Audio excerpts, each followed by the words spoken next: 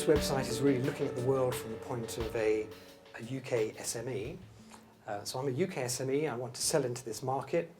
I'm interested in Japanese customers. It's simply a matter of translating my website into Japanese and seeing how it goes. How does that work? We would always recommend that you've got information available in Japanese, but that doesn't necessarily mean just translating the website. There are lots of other ways to do that.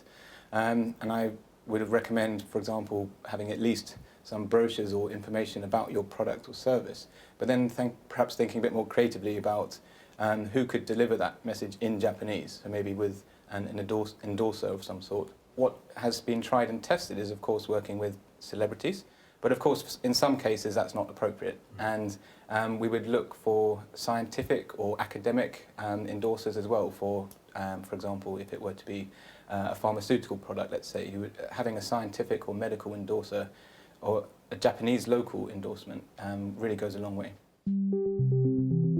I would always recommend that for any British company thinking of coming to the market to perhaps ask themselves first 5 universal questions. And so the first would be, what is your communications objective?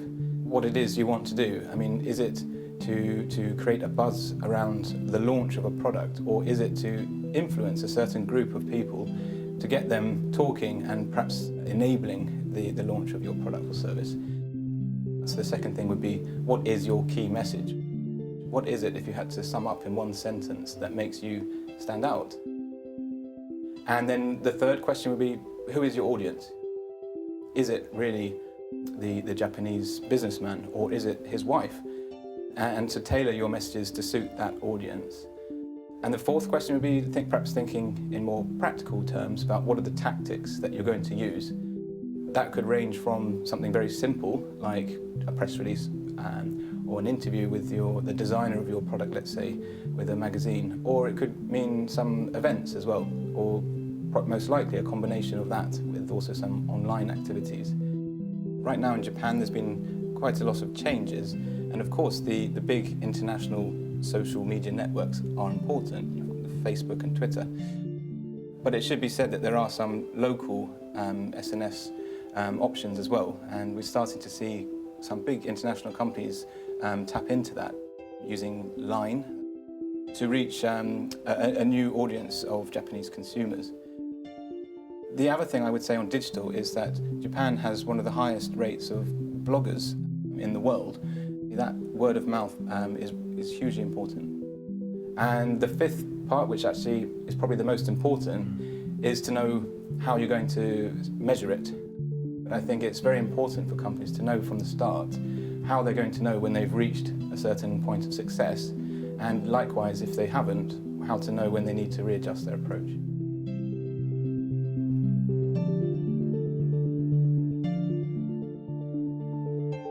You've got some of the largest newspaper circulations in the world, and I think a lot of companies do get drawn to that. They see the numbers, Yomiuri Shimbun, Asahi Shimbun, these enormous circulations in the millions, and think, right, I must focus on those. However, Japan is also a nation of enthusiasts, and you can be pretty certain that no matter what your product or service is, there may be a specialist publication that focuses on that.